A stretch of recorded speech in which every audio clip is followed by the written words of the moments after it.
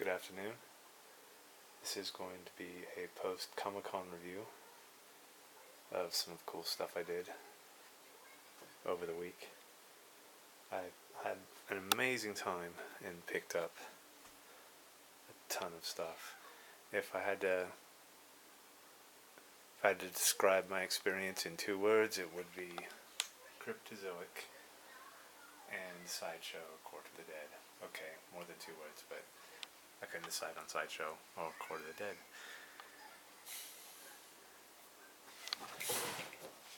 So with Cryptozoic, they had their new Cryptkins for sale, and the latest series of DC Bombshells. I pretty much got one a day. And then my final purchase there was this gorgeous Batwoman vinyl. They also had, which I'm quite excited for, the latest Crisis expansion for sale before being available for retail. So I will be doing an unboxing video of this. So Sideshow had a scavenger hunt, kind of. They give you a card, and there's 3 different vendors that you visit. They stamp the card, you go back. When they see your card is stamped, they give you this beautiful pin. Now apparently this is something they've been doing for a few years now. I got to see some of the other pins on True Fan, and they're all beautiful. And at one of the other vendors, it's a jewelry vendor, I picked up this, if I can get it open. Comes in a nice silk bag.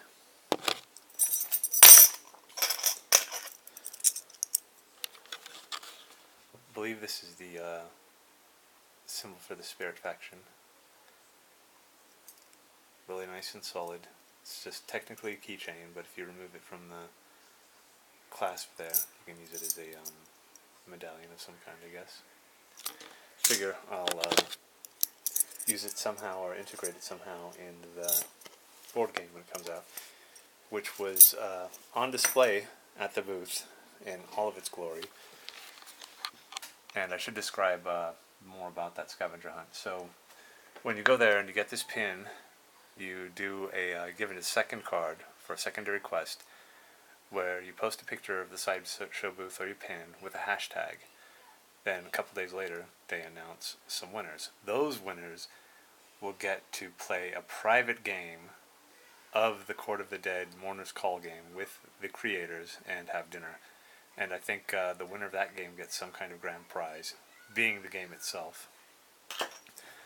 Now, anybody who didn't win, which was a good chunk of people, maybe under 50, they get their choice of getting a puzzle or a graphic novel. I got this graphic novel, and we had somebody else do the quest for us who totally wasn't interested, but they got the puzzle for me. And the puzzle was of 3 different characters from the Court of the Dead mythos. I wish I knew their names, but I'm afraid I don't. I think this is the one for Spirit. They had one for Bone and one for Flesh, I believe. And also, in my travels of going to those different booths to visit for the scavenger hunt, I also found this. The first Court of the Dead Chronicle of the Underworld. They've got another one coming out that also looks beautiful. It was on display, you couldn't look through it or anything, but incredible. I'm very excited for this. So soon I'll actually be able to know the characters by name and things like that.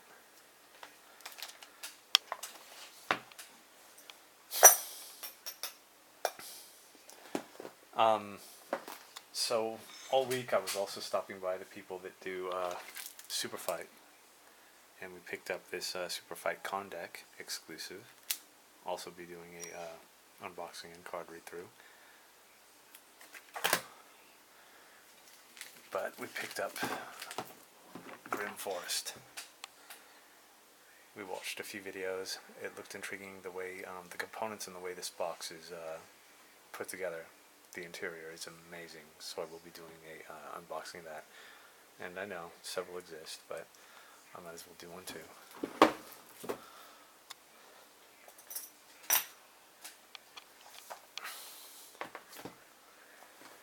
I did attempt to upload some content of various things while I was at ComicCon. I don't know if it's the antiquated device that I was using, or if it was the Wi-Fi of a particular hotel. I did make a valiant effort. I've got some content. I just have to upload it. I'm sorry it's so late. We found one vendor selling. Oh, this is really different. I'll have to talk about him separately. Storm King Comics. They were selling stuff that was got the name of a master of horror I greatly respect. John Carpenter. John Carpenter's Asylum. Now I'm not quite sure what he has to do with this story, but the lady gave us a pitch, which I was very intrigued by. Then I looked inside and discovered some amazing art. So I'm looking forward to reading that, and of course it was signed.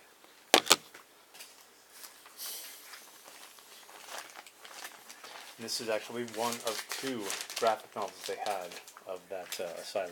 I didn't get the second one, obviously. At, not Dark Horse. Was it Dark Horse? Yes. Or was it IDW? No, was it Dark Horse? At Dark Horse, I picked up the Overwatch anthology. I believe this is a compendium of all the mini-comics from online. Of course, I had to stop by Chessex. The pink dice, the ones that look like chalk, they actually call that effect brushed metal. But I'd never had any of these dice, so I picked some up. These multicolored swirly dice are really nice. One that has pink in it kind of looks like, I don't know, internal organs or something like that. The one on the bottom looks very much like agate or stone. And the purple, because purple. I did pick up, managed to pick up one exclusive from Entertainment Earth. I wasn't hunting exclusives. There wasn't too much that interested me. These here are the tiki mugs, fashioned after the monster cereals. I don't know if the monster cereals were created by Post or Kellogg or whatever, but there's Count Chocula, Frankenberry, and Boo Berry. I could buy them individually for $20 each, but I bought all three. And I picked them up on the final day. Let me see here. I went there on Saturday, and they were sold out. And they said that they would have one for sale the next day. Really, one for sale. I did have an exhibitor's badge. This right here. So that allowed me to get in before the public. But each day, exhibitors were only allowed to purchase exclusives with a cap, which I have no trouble with at all. The first day, of course, is all for the public, which is fine by me. And each day there was like 6, 3, 2, something like. I'm not sure how it went, but I was able to pick those up. And I'm just going to do a quick clean here. Hope that helps out a bit. But yeah, I was able to get in for the public and pick those up. And I was told that would be their final one for the whole week.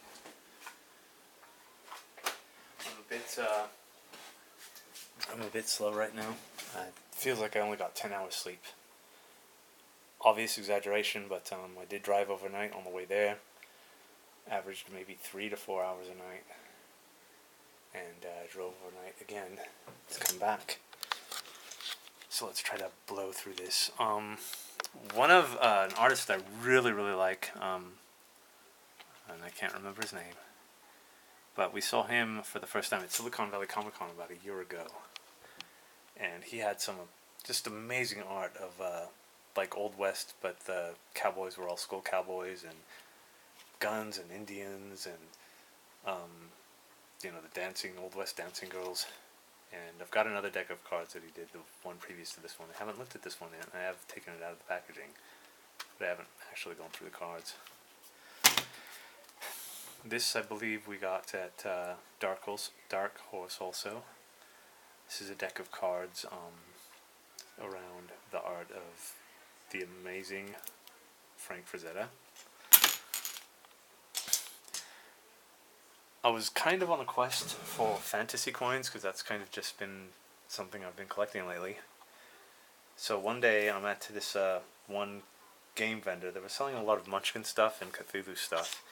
We had this glass case, and in that glass case were these gorgeous dealer tokens. These two are attached together. This one was separate. So the gentleman was in the middle of a sale and talking a lot to an interested customer. So I waited and waited and waited. When he finally got to me, I asked, how much are the coins, the dealer's tokens? He's like, $30. And I was like, for each side? He's like, no, for them all. And I was like, wait a minute. You're telling me that these coins here, and this coin here, all together are $30. He's like, yeah, but don't tell anyone. I was like, really? And he's like, yeah, I'll give you a deal. You were being patient. Wow. So that's, I've said this countless times, especially at ComicCon, during the end of the weekend when everybody's just sick of seeing everyone else. And I just kind of kicked back, let the guy do his thing, waited. You know, I was nice. I was trying to be pleasant, and he gave me this incredible deal. Technically, this broke down to maybe $10 each coin, and I've seen coins like this, you know, big, chunky, heavy coins, go for upwards of $30. So this is incredible, really nice. They're going to look great with my sack of coins. Another vendor that does incredible art. I'm sorry, I'm so out of it right now. But he also had a deck of cards and a tarot deck. Lots of really big grand art too. He had some coins for sale. Well, this was the only coin, but he had several. So I picked this one up. And this one's really nice. I probably should have picked one up for a friend, but that's a story for another day. Okay, have I missed anything here? This is the pile of free stuff that we picked up. We dedicated a few days to the outdoor experiences. And I should have known this for a long time, but it was this year that I discovered if you have a week-long pass to Comic-Con and you're not chasing exclusives, I would recommend that those first 2 days you set aside to do all the outdoor stuff, because it's insane otherwise to do it anywhere from Friday to Sunday. I did the Bob's Burgers experience. So you wait to be picked up by a bus, and it takes you to a pop-up restaurant, and it's all done up like Bob's Burgers and all that other stuff. It's technically done in conjunction with Shake Shack. That was a 5-hour wait in line. The payoff was nice, you know, and I did it with full knowledge that I'd probably be waiting a long time. Wanted to do the DC experience and Cartman's Escape Room and things like that. People were lining up at 7, if not overnight. And again, 5-hour wait. And then even once you get in, it's probably another 2-hour wait. But this is all the stuff I gathered. Not this here. Not this here. This was from the inside. The Steven Universe booth was giving out a different pin every day. I didn't find out about this until Saturday, and I was only able to get this one. Got this for Troma, and we were able to speak to Lloyd. He's always there. They didn't have a panel this year. I was very upset by that. Kind of became a tradition for me to see the panel on it's either late Saturday night or Friday night. We went to this brilliant restaurant. It was a taco shop, and it had a Lucha Libre theme, and we picked up this pin there. They had all these old pictures and belts and masks everywhere. There was even one area that was all gilded with gold and velvet rope, and it said, "For champions only." Another vendor that, what was it, not Universal Monsters, Famous Monsters of Filmland. We were stopping by there several times a week and chatting with the people, all of which were really nice, and each time, you know, I offered, you know, did you want me to get you something to drink or whatever, or something like that, and at one point, the guy was just like, you know what, let me return the favor, and he gave me this glow-in-the-dark keychain. Isn't that awesome? And one of the booth ladies, let's see here, was passing out lanyards, and they always have a really cool Universal Monster lanyard, so I picked this one up. outside in the area, there was a Shin ramen thing where it was kind of like Rochambeau, but in this case he tries to hit you in the head with a club and you have to dodge it. And whether you get hit in the head or not, you get this thing here. It's like a standee for your tablet, but you also get a package of ramen. So that was cool. Didn't get to eat it yet, but at Sideshow, I got these for free. I was hanging around Sideshow all week. You know, I'd stop by at least several times a day, and each time they'd give me these Etheria crystals to add to the Mourner's Call game. Don't know if I'm going to actually open these up unless I lose some pieces from the game. We got the Wonder Woman pin on our ComicCon bags. Apparently there was Batman and Harley Quinn, some other ones. Never saw them. Wish I did. But I'm fine with these. Picked up this little cup here from outside. This cool bandana, which helped out a lot. I used it to cover my head when I was standing out in line in the sun. Let's see here. These are from the Ready Player One experience that we went to. That was kind of cool. The best one I'd ever been to was for Godzilla a few years back. This comes out on Tuesday, I believe, the movie. I might have to pick that up. Let's see. Got this pin. We got these wrist. I'm not quite sure what this is for. We picked this up at like Fireside Books or something like that. Pantheon graphic novels. It's got this little pocket in there. Well, I thought maybe it was just a book. Like to save your place bookmark. There we go. I haven't tried to remove this yet. I'm wondering if it's maybe you stick it to something. Free stickers, keychains.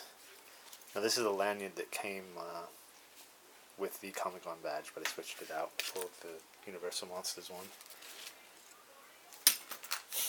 We have a friend who is a fan of a local artist, and she actually helped design this pin, so we picked that up for her.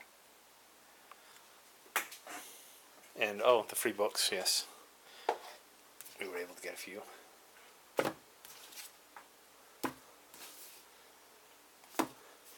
We still haven't read the free books that we picked up last year.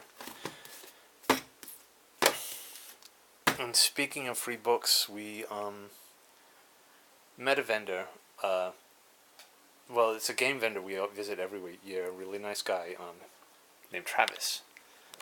And I'll see them throughout the week, say hi, you know, make offers to pick them up lunch or something. And he had a gentleman I wasn't familiar with working with him, and we just immediately, he's a film fan, and so we were talking about that.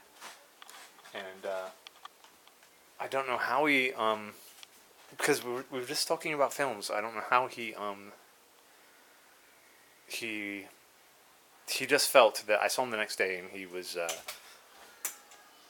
just very grateful that, you know, I was a fellow film fan and that kind of thing. And he was talking about a book he read about 30 years ago that he just recently rediscovered, and he thought maybe, no, he didn't think, he knew. He's just like, I know this is what you're all about or whatever, and we never had anything resembling a discussion about these kind of beliefs. But he picked up this, he gave me this book, and it's incredible, you know, people don't give each other books. And this is quite grand. As near as I could tell reading the foreword and the first chapter, this is a book that was published in 1973, and it talks about how mysticism and physics really kind of cross over in a lot of ways.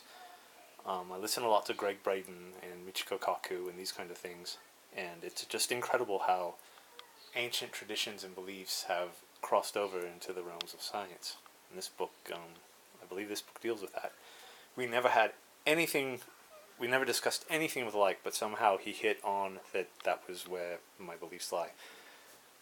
And that's incredible.